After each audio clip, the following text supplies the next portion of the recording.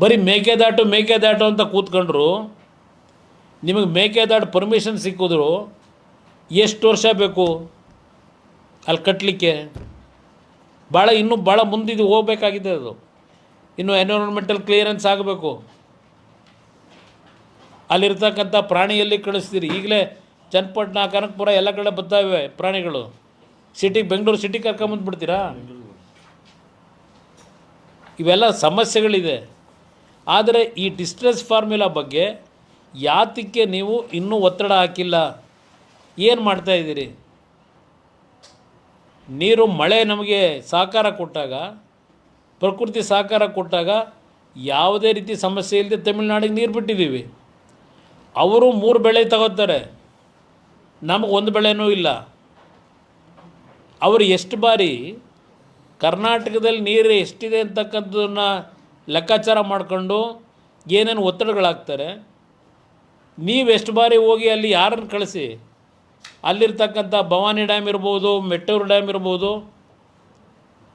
ಅಲ್ಲಿ ಎಷ್ಟು ನೀರಿದೆ ಪ್ರಮಾಣ ಅಂತಕ್ಕಂಥದ್ದನ್ನು ಮಾಹಿತಿ ತಗೊಂಡು ಅವರು ಎಷ್ಟು ಎಕ್ಸ್ಟೆಂಟ್ಗೆ ಬೆಳೆ ಹಾಕ್ಕೊಂಡಿದ್ದಾರೆ, ನಮ್ಮ ಪರಿಸ್ಥಿತಿ ಏನಿದೆ, ಇದೆಲ್ಲವನ್ನು ಸರಿಯಾದ ರೀತಿಯಲ್ಲಿ ಮಂಡನೆ ಮಾಡಬೇಕೋ ಬೇಡವೋ? ನೀವು ಏನು ಮಾಡಿದ್ದೀರಿ? ನಿಮಗೆ ರಾಜಕೀಯ ಮಾಡೋಕ್ಕೆ ಪುರ್ಸೊತ್ತಿಲ್ಲ, ರೈತರು ಭೂಮಿ ಹೊಡೆಯೋಕ್ಕೆ ಪುರ್ಸೊತ್ತಿಲ್ಲ ನಿಮಗೆ. ಅದರಿಂದ ಇವತ್ತು ಈ ಸರ್ಕಾರದ ನಡವಳಿಕೆ ಏನು ನಡೀತಾ ಇದೆ, ರಾಜ್ಯ ಮುಳುಗಿಸ್ತಕ್ಕಂಥವ್ರು ಇವರೇನು ಉದ್ಧಾರ ಮಾಡೋರಲ್ಲ. ಇವರು ಮಾತಿದ್ದರೆ ಕೇಂದ್ರ ಸರ್ಕಾರ ಅಂತೀರಿ. ಈ ದೇಶದ ಭಾರತದ ಒಕ್ಕೂಟದ ವ್ಯವಸ್ಥೆಯಲ್ಲಿ, ಸಂವಿಧಾನದ ವ್ಯವಸ್ಥೆಯಲ್ಲಿ ಇರ್ತಕ್ಕಂಥದ್ದಕ್ಕೆ ತೀರ್ಪುಗಳಿಗೆ ಎಲ್ಲರೂ ತಲೆ ಬಾಗಬಾರ್ದಂಥ ಅನಿವಾರ್ಯತೆ ಇದೆ. ಇಂಥ ಪರಿಸ್ಥಿತಿನಲ್ಲಿ ನಮ್ಮ ವಕೀಲರುಗಳನ್ನು ಇದಕ್ಕೆ ಒಂದು ಡೆಪ್ಯೂಟ್ ಮಾಡ್ಕೊಂಡು ಒಬ್ಬ ಮಂತ್ರಿನ, ಪಾಪ ಈಗ ರಾಮಲಿಂಗ ರೆಡ್ಡಿ ಅವ್ರನ್ನೇನೋ ಮಾಡ್ಕೊಂಡಿದ್ದೀರಿ, ಅವ್ರಿಗಿನ್ನೂ ಆ ಮಾಹಿತಿಗಳು ಏನಿದೆ ಅಂತ ಗೊತ್ತಿಲ್ಲ. ಅವ್ರಿಗೆ ಎಷ್ಟು ಅಧಿಕಾರ ಜವಾಬ್ದಾರಿ ಕೊಟ್ಟಿದ್ದಾರೋ ಅದು ಗೊತ್ತಿಲ್ಲ ನಮಗೆ. ಕೇಂದ್ರ ಪಾಪ ಎಲ್ಲ ಕಡೆ ಓಡಾಡ್ತಾವ್ರು. ಅವರು ಎತ್ತಿನ ಹೊಳೆದೇನೋ ಕೋಲಾರ ಚಿಕ್ಕಬಳ್ಳಾಪುರಕ್ಕೂ ನೀರು ತರ್ತಾರೆ. ಎಷ್ಟು ವರ್ಷ ಆಗೋಯ್ತು ಎತ್ತಿನ ಹೊಳೆದು? ಪ್ರತಿ ವರ್ಷಲೂ ಹೇಳ್ತಾರೆ ಮುಂದಿನ ಜೂನು ಹೇಳ್ತಾವ್ರೆ.